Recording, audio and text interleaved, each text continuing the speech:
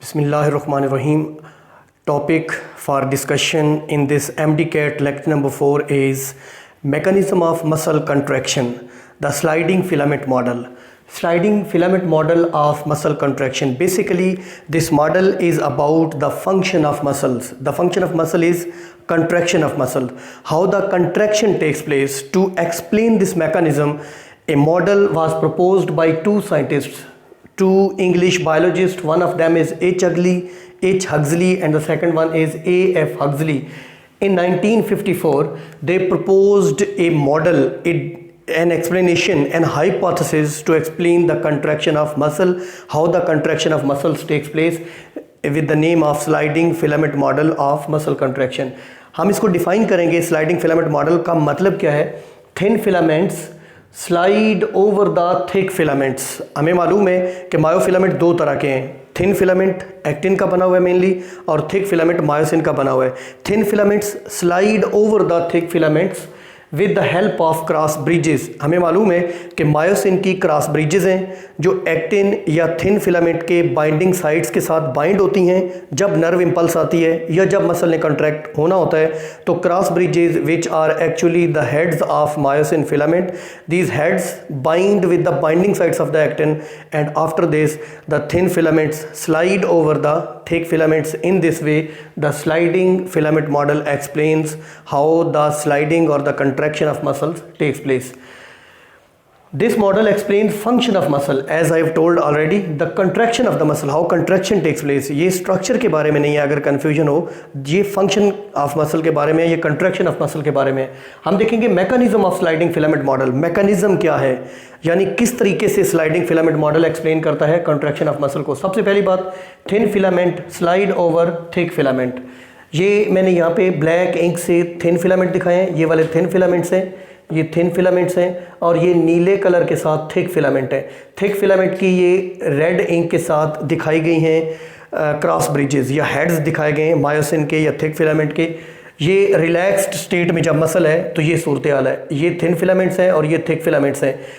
देखें, थिन और thick filament away है, मींस कि यहाँ पे काफ़ी सारा गैप है जिसको एच जोन कहते हैं, वो काफ़ी ज़्यादा है. तो जब कंट्रैक्शन होगी, ये रिलैक्स स्टेट है, ये कंट्रैक्टेड स्टेट है. जब कंट्रैक्शन होगी तो सबसे पहले क्या होगा, थिन फिलामेंट स्लाइड पास और slide over the thick filament. ये पहले दूर दूर थे, अब इन्होंने स्लाइड ओवर कर लिया, ये आगे तक चले गए, ये आगे तक चले गए थिक फिलामेंट के. Number 2, I band reduces. What is I band? हमने देखा था कि जहाँ पे सिर्फ जो थिन फिलामेंट है, जहाँ पे सिर्फ एक्टिन फिलामेंट होता है, उसको आई बैंड कहते हैं, आइसोट्रोपिक बैंड, जिसको लाइट बैंड भी कहते हैं. तो अब लाइट बैंड की जो लेंथ है वो रिड्यूस हो गई है. क्यों रिड्यूस हो गई है? क्योंकि थिक फिलामेंट आगे तक चले गए. पहले देखें एरिया ऑफ ओवरलैप इतना था, अब एरिया ऑफ ओवरलैप ज़्यादा हो गया है, जिसकी वजह से आई बैंड रिड्यूस हो गया है. जी लाइन्स गेट क्लोजर. ये जी लाइन है जिसको mid line of I band भी कहते हैं. जी लाइन्स, विशन लाइन्स. तो ये जी लाइन्स पहले दूर थी, अब जी लाइन्स करीब आ गई हैं, क्योंकि दोनों थिक और थिन फिलामेंट्स एक दूसरे के स्लाइड ओवर हुए हैं, जिसकी वजह से Z lines come closer to each other. Actin and myosin overlap to greater extent. देखें, पहले ओवरलैप कम था, अब ओवरलैप ज़्यादा हो गया. पहले ओवरलैप कम था, अब ओवरलैप ज़्यादा हो गया. तो थिन और थिक फिलामेंट जब स्लाइड ओवर करते हैं तो इनका एरिया ऑफ ओवरलैप या ओवरलैपिंग एरिया इंक्रीज हो जाता है. H zone disappears. ये एच जोन था. एच जोन मीन हेले जोन. हेले मीन्स ब्राइट जोन, जहाँ पे सिर्फ थिक फिलामेंट होता है, जहाँ पे सिर्फ मायोसिन फिलामेंट होता है. जब कंट्रैक्शन हो गई है तो देखिए यहाँ ये वाला एरिया जो है ये तकरीबन ख़त्म हो गया. अब एच जोन डिसअपीयर हो गया. Cross bridges of thick filament become attached to binding sites on the thin filament. अब हमें मालूम है कि मायोसिन फिलामेंट जो कि थिक फिलामेंट है, उसकी क्रॉस ब्रिजेस हैं, उसके हेड्स हैं. जब कंट्रैक्शन होती है तो बेसिकली कंट्रैक्शन होती कैसे है, ये क्रॉस ब्रिजेस थिन फिलामेंट या एक्टिन फिलामेंट के ऊपर जो बाइंडिंग साइट्स हैं, binding sites forward for cross bridges, जहाँ पे क्रॉस ब्रिजेस बाइंड करेंगी, तो ये बाइंड कर चुकी हैं. ये देखिए यहाँ पे मैंने शो किया है कि cross bridges are not attached with the binding site on the actin filament, but over here the cross bridges of myosin have attached और bound with the binding sites of the actin filaments. तो ये bound हो चुकी हैं. Next, cross bridges contract. Basically ये contraction होती ऐसे है कि पहले क्रॉस ब्रिजेस बाइंड करती हैं बाइंडिंग साइट ऑफ एक्टिन के साथ, फिर ये कंट्रैक्ट करती हैं, जिससे to pull the actin filaments towards the centre of sarcomere. Sarcomere के सेंटर की तरफ हमें मालूम है कि दो Z lines, two consecutive Z lines के दरमियान जो स्पेस है उसको सार्कोमेयर कहते हैं, जो कि कंट्रैक्टाइल यूनिट है मसल का। तो देखें सार्कोमेयर के सेंटर की तरफ जो है वो थिन फिलामेंट्स को कंट्रैक्ट किया है, खींचा है, श्रिंक किया है इन्होंने क्रॉस ब्रिजेस ने, राइट। तो ये सारी सिचुएशन हुई है। ये था sliding filament model of muscle contraction. ये मैकेनिज्म में एक पॉइंट इंपॉर्टेंट है, ये डायग्राम बहुत इंपॉर्टेंट है। ये रिलैक्स स्टेट है, ये कंट्रैक्टेड स्टेट है। रिलैक्स स्टेट में मसल ऐसे होता है और कंट्रैक्टेड में ऐसे होता है। अब हम देखेंगे कंट्रोल ऑफ क्रॉस ब्रिजेस। ये क्रॉस ब्रिजेस को कौन अटैच करता है, कौन बाइंड करता है और कैसे ये डीटैच होती हैं, और फर्दर हम देखेंगे एटीपी का क्या रोल है। When muscle at rest tropomyosin covers binding sites. हमें मालूम है, हमने स्ट्रक्चर देखा था एक्टिन का। ये जो थिन फिलामेंट है इसमें 3 प्रोटीन्स हैं पिछले लेक्चर में, एक्टिन, ट्रोपोमायोसिन, ट्रोपोनिन। एक्टिन हमने देखा था बीड्स की शक्ल में एक डबल पॉलीपेप्टाइड चेन है, जबकि ट्रोपोमायोसिन भी एक डबल है। ट्रोपोमायोसिन का फंक्शन है ये ट्रोपोनिन के ऊपर, ये एक्टिन के ऊपर जो बाइंडिंग साइट्स हैं फॉर क्रॉस ब्रिजेस उनको कवर करके रखती हैं, उनको बंद करके रखती हैं। और ट्रोपोनिन बेसिकली 3 यूनिट्स हैं जिनके, ट्रोपोनिन सी जो कैल्शियम के साथ अटैच होती है, ट्रोपोनिन टी जो ट्रोपोमायोसिन के साथ अटैच होती है, और ट्रोपोनिन ए जो एक्टिन के साथ अटैच होती है। जब मसल रेस्ट में है तो ट्रोपोमायोसिन ने एक्टिन प्रोटीन के ऊपर मौजूद बाइंडिंग साइट्स को कवर करके रखा हुआ है। When muscle is at rest the tropomyosin is displaced so it covers the binding sites at the actin protein, right, binding sites for cross bridges. When muscle contract, अब जब contraction होगी तो क्या होगा, कैल्शियम आइंस रिलीज होंगे। ये calcium ions किधर से रिलीज होंगे, ये सार्कोप्लाज्मिक रेटिकुलम से। हम आगे चल के डिटेल्स देखते हैं कि जब नर्व इंपल्स आती है तो टी ट्यूब्यूल्स जुड़ी होती हैं सार्कोप्लाज्मिक रेटिकुलम के साथ। सार्कोप्लाज्मिक रेटिकुलम अब क्या है, हमें मालूम है कि आम सेल्स में एंडोप्लाज्मिक रेटिकुलम होता है, जबकि मसल्स के अंदर इसको सार्कोप्लाज्मिक रेटिकुलम कहते हैं। इसकी कई रीज़न हैं। एक रीज़न ये है कि इसके साथ अटैच्ड राइबोसोम नहीं होते, जैसे वहाँ रफ एंडोप्लाज्मिक रेटिकुलम के साथ अटैच्ड राइबोसोम है जो उसको रफ बनाते हैं, यहाँ पे राइबोसोम्स नहीं होते हैं। और दूसरी बात ये कि इसका जो टी सिस्टम है यानी ट्यूब्यूल सिस्टम है वो हाईली एक्सटेंडेड है। वो तमाम मसल फाइबर्स के, तमाम मायोफिब्रल्स के इर्द गिर्द लिपटा हुआ होता है और हाईली एक्सटेंडेड है। पूरे सार्कोप्लाज्म में, पूरे साइटोप्लाज्म ऑफ मसल सेल में वो फैला हुआ होता है, इसलिए उसको सार्कोप्लाज्मिक रेटिकुलम। जब नर्व इंपल्स आएगी तो सार्कोप्लाज्मिक रेटिकुलम तक पहुंचेगी टी सिस्टम के जरिए, वहाँ से कैल्शियम आइंस रिलीज होंगे। वो कैल्शियम आइन आके बाइंड करेंगे ट्रोपोनिन सी के साथ। हम बात कर रहे हैं एक्टिन के साथ ट्रोपोनिन, ट्रोपोमायोसिन है। तो कैसे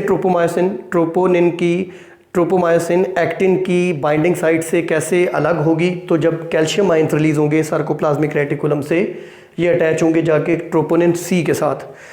ट्रोपोनिन सी स्लाइटली मूव करेगी और ट्रोपोनिन टी जो है, जो कि ट्रोपोमायोसिन के साथ जुड़ी हुई है, ट्रोपोनिन टी भी डिस्प्लेस होगी। जब ट्रोपोनिन टी डिस्प्लेस होगी तो ट्रोपोमायोसिन स्लाइट मूव करेगी और बाइंडिंग साइट से हट जाएगी। Binding sites will get open.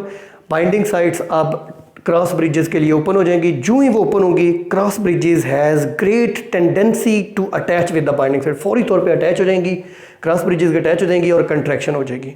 यहाँ तक एटीपी का कोई रोल नहीं है, यहाँ तक सिर्फ एक नर्व इंपल्स। जैसे हमारे स्केलेटल मसल्स हैं, हमारे स्केलेटल मसल हमारे कॉन्शियस कंट्रोल में है। हमने सोचा कि ये मेरा मसल, ये मेरी टंग, ये मेरे बाइसेप्स ट्राइसेप्स मूव करें, तो एक नर्व इंपल्स गई। नर्व इंपल्स ने जाके कैल्शियम आइंस को रिलीज़ करवाया, उन्होंने ट्रोपोनिन सी को मूव करवाया, ट्रोपोनिन टी मूव हुई, ट्रोपोमायोसिन हटी, बाइंडिंग साइट्स ओपन हो गई। जो ही बाइंडिंग साइट्स ओपन हुई तो cross bridges had great tendency to bind with the binding sites. फॉरन बाइंडिंग साइट से बाइंड हो गई। जो ही बाइंड हुई तो ये कंट्रैक्शन हो गई। यहाँ तक एटीपी का रोल नहीं है। इसके बाद हम देखेंगे एटीपी क्या करती है।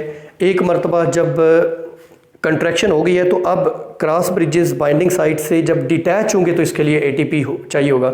एटीपी होगा, एटीपी हाइड्रोलाइज होगा, एडीपी बनेगा, साथ में 7.3 किलो कैलोरीज एनर्जी रिलीज होगी। वो एनर्जी इस बॉन्ड को ब्रेक कर देगी। अब जो लोग मर जाते हैं उनकी बॉडी अकड़ क्यों जाती है, इसको कहते हैं रिगर मोर्टिस। लफ्ज़ रिगर का मतलब रिजिड हो जाना, स्टिफ हो जाना, सख्त हो जाना। मोर्टिस मीन डेथ या डेड।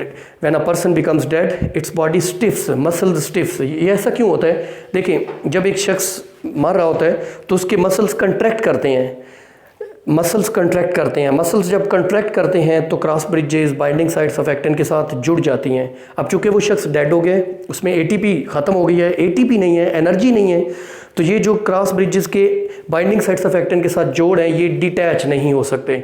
अब वो मसल कंट्रैक्टिव फॉर्म में रहेंगे, मुंह खुला हुआ है तो खुला रहेगा, आंखें खुली हैं तो खुली रहेंगी। जिस पोजीशन में वो शख्स कुछ वक्त गुजर जाएगा, एटीपी ख़त्म हो जाएगी तो वो शख्स वैसे ही पड़ा रहेगा। इसको कहते हैं rigor mortis, becoming of the body stiff और रिजिड आफ्टर डेथ, राइट।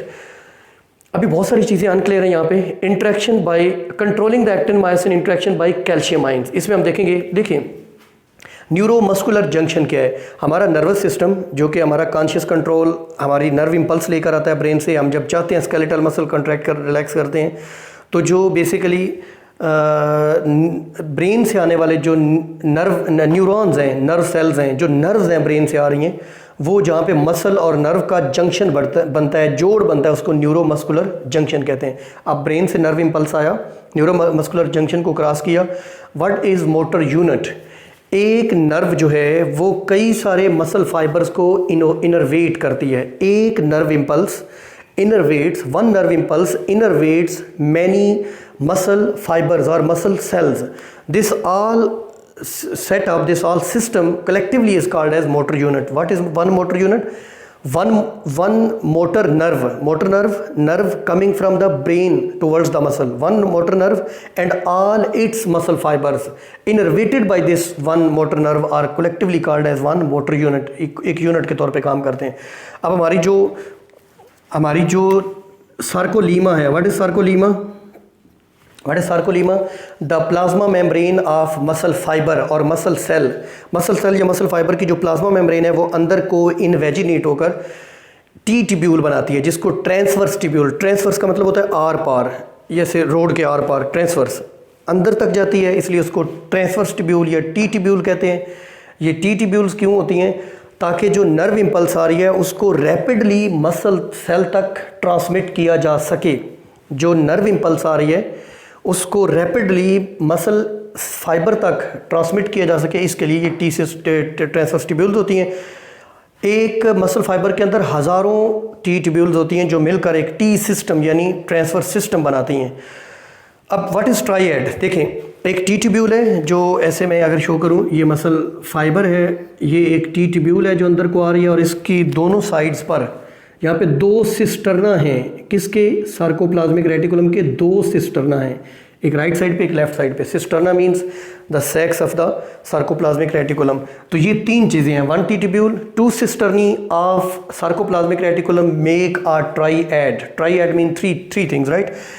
तो अब देखिए सार्कोट्यूब्यूल्स क्या है। ये जो सार्कोप्लाज्मिक रेटिकुलम है, जैसा कि पहले मैंने बताया कि इसमें राइबोसोम्स नहीं होते अटैच्ड, और फिर ये हाईली एक्सटेंसिव ट्यूब्यूल्स होती हैं in a muscle fibre around all myofibrils. इनको कलेक्टिवली हम कहते हैं सार्कोट्यूब्यूल्स। क्या होती हैं sarcotubules? The sarcoplasmic reticulum are present in the form of highly extensive around all myofibrils tubules which are called as sarcotubules, right. Triad. अब हम देखेंगे mechanism. Nerve impulse I, nerve impulse से एक ब्रेन से message आया, neuromuscular junction तक पहुंचा, junction से ये टी ट्यूब्यूल के जरिए पहुंचा सार्कोप्लाज्मिक रेटिकुलम तक। सार्कोप्लाज्मिक रेटिकुलम के अंदर बहुत सारे कैल्शियम आयंस स्टोर होते हैं। सार्कोप्लाज्मिक रेटिकुलम की खासियत की एक वजह यह भी है कि मसल्स में जो एंडोप्लाज्मिक रेटिकुलम है वो सार्कोप्लाज्मिक रेटिकुलम इसलिए कहलाता है कि उसमें बहुत सारे कैल्शियम आयंस स्टोर्ड होते हैं, राइट। ये कैल्शियम आयंस जाके अटैच होंगे, जैसा कि हमने ऊपर देखा, ट्रोपोनिन सी के साथ, ये ट्रोपोनिन टी के साथ, और ट्रोपोनिन टी ट्रोपोमायोसिन को डिस्प्लेस करेगा और एक्टिन की बाइंडिंग साइट क्रॉस ब्रिजेस के साथ बाइंड हो जाएगी और कंट्रैक्शन हो जाएगी। एक बड़ा important short question, all or none response या all or none principle. All or none principle. देखिए, एक होता है थ्रेशहोल्ड पोटेंशियल, वो नर्व इंपल्स या नर्व इंपल्स की वो मैग्नीट्यूड जो एक मसल कंट्रैक्ट करने के लिए चाहिए हो, एक मसल फाइबर को कंट्रैक्ट करने के लिए चाहिए हो, उसको थ्रेशहोल्ड पोटेंशियल या थ्रेशहोल्ड एक्शन पोटेंशियल कहते हैं। जब थ्रेशहोल्ड एक्शन पोटेंशियल मेट हो जाता है, हासिल हो जाता है या अचीव हो जाता है, तो एक मसल फाइबर के तमाम मायोफिब्रल्स कंट्रैक्ट करते हैं। एक मसल फाइबर के तमाम मायोफिब्रल्स कंट्रैक्ट करते हैं। All or none response means when one threshold potential comes, all myofibrils of a single muscle fiber completely contract, all contract or no contract. अगर थ्रेशोल्ड पोटेंशियल से कम था नर्व इम्पल्स तो कोई भी कंट्रैक्ट नहीं करेगा, अगर वो अचीव हो गया तो तमाम कंट्रैक्ट करेंगे।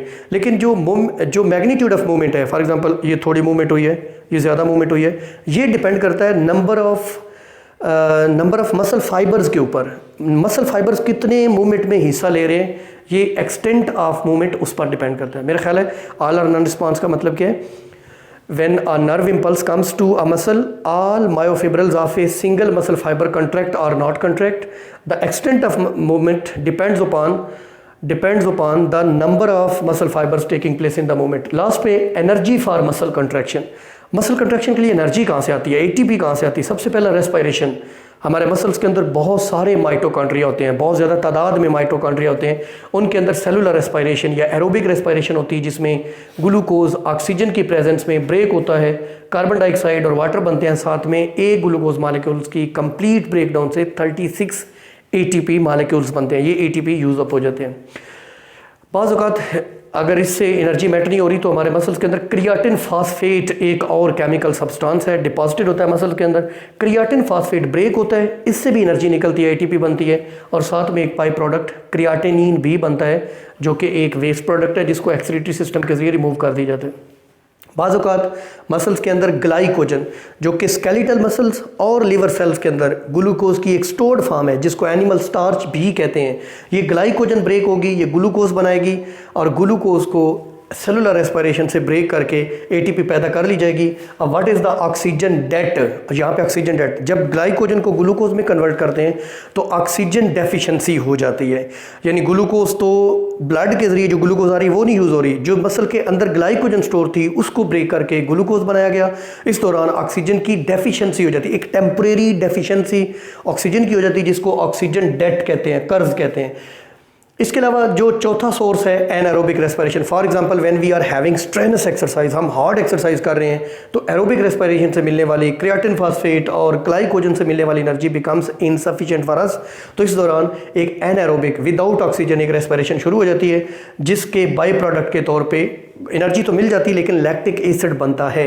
ये लैक्टिक एसिड मसल्स के अंदर स्टोर हो जाता है, जिससे मसल फैटीग या मसल टायर्ड हो जाते हैं। अब जब हम रेस्ट करते हैं या किसी से दबवाते हैं तो हमारी थकान उतर जाती है। थकान कैसे उतरती है? ये जो लैक्टिक एसिड है इसकी ऑक्सीडेशन हो जाती है। ऑक्सीडेशन मीन्स जब हम रेस्ट करेंगे तो 1/5 अमाउंट जो है लैक्टिक एसिड की ये एनर्जी में कन्वर्ट होगी, और ये एनर्जी यूज़ करके जो रेस्ट 4/5 पार्ट है लैक्टिक एसिड का, इसको ग्लूकोज में कन्वर्ट करके ग्लूकोज को ग्लाइकोजन में कन्वर्ट करके दोबारा से मसल सेल्स और लिवर सेल्स के अंदर स्टोर कर दिया जाएगा। अब हम देखते हैं effect of exercise on muscles. जो लोग जिम लगाते हैं, एक्सरसाइज करते हैं, स्विमिंग करते हैं, जॉगिंग करते हैं, रनिंग करते हैं, वॉकिंग करते हैं, उनके मसल्स का साइज़ बढ़ जाता है, उनके मसल्स की स्ट्रेंथ बढ़ जाती है, उनकी एफिशिएंसी बढ़ जाती है, काम करने की सलाहियत बढ़ जाती है, वो फैटीग रेजिस्टेंट हो जाते हैं, वो ताकते नहीं हैं। सॉरी। हम देखेंगे how this all takes place. Why muscles क्यों बड़े हो जाते हैं, बाइसेप्स क्यों मजबूत हो जाते हैं और ये थकते क्यों नहीं है? तो इसकी रीज़न हम देखेंगे। सबसे पहले जब हार्ड एक्सरसाइज, स्ट्रेनस एक्सरसाइज या लॉन्ग टर्म जिम लगाते हैं लोग, तो number of blood capillaries towards the muscle increase हो जाती हैं। मसल्स को ब्लड सप्लाई करने वाली ब्लड कैपिलरीज की तादाद बढ़ जाती है। नंबर ऑफ माइटोकॉन्ड्रिया इंक्रीज हो जाते हैं। माइटोकॉन्ड्रिया जो कि एटीपी पैदा करते हैं वो इंक्रीज हो जाएंगे, तो ज़्यादा एटीपी पैदा होगी और मसल थकेंगे नहीं। Amount of myoglobin increase. हमें मालूम है कि जैसे ब्लड में हीमोग्लोबिन है, ऐसे मसल्स के अंदर मायोग्लोबिन है। हीमोग्लोबिन का जो काम ऑक्सीजन ट्रांसपोर्ट ब्लड में है, वही मायोग्लोबिन का काम मसल्स के अंदर है। Myo mean muscle, globin globular protein, right. So ये इसकी अमाउंट बढ़ जाएगी। तो इस तरीके से हमारे मसल साइज में इंक्रीज हो जाएंगे, स्ट्रेंथ में इंक्रीज हो जाएंगे, उनकी एफिशिएंसी इंक्रीज हो जाएगी और वो फैटीग रेजिस्टेंट भी हो जाएंगे। आखिरी चीज़ इस टॉपिक से related, muscles atrophy. Muscles atrophy means, the word atrophy means reduce in size. The word atrophy means become waste, become weak, right. Muscles atrophy कब होती है? जैसे इंजरी हो गई, बाजू टूट गया या हड्डी टूट गई और मसल्स इमोबिलाइज कर दिए कुछ महीनों के लिए, कुछ टाइम के लिए, या कोई और डिजीज़ की वजह से मसल्स, एक शख्स चारपाई पे लेटा रहा, लॉन्ग बेड रेस्ट लिया, तो muscles activity become no, become less, muscles inactivity की वजह से मसल्स का साइज भी रिड्यूस हो जाएगा और मसल्स की एफिशिएंसी भी डिक्रीज हो जाएगी, मसल्स श्रिंक हो जाएंगे, मसल साइज में रिड्यूस हो जाएंगे, इसको कहते हैं मसल्स एट्रोफी, और वीकनेस हो जाएगी। अब इसमें एमसीक्यू जब पूछेंगे मसल्स एट्रोफी तो इसमें श्रिंकेज भी लफ्ज़ आएगा, रिडक्शन इन साइज भी आएगा, रिडक्शन इन एफिशिएंसी भी आएगा। ये सारे एमसीक्यूज दुरुस्त हैं, यानी सारे ऑप्शन दुरुस्त हैं। तो this is what is called as muscles atrophy. ये था हमारा टॉपिक जिसमें हमने बहुत सारे छोटे छोटे टॉपिक्स डिस्कस किए। बहुत इंपॉर्टेंट है, बहुत कंसेप्चुअल है, जिसमें हमने बहुत सारी चीज़ें इन डिटेल डिस्कस की हैं। Thank you very much.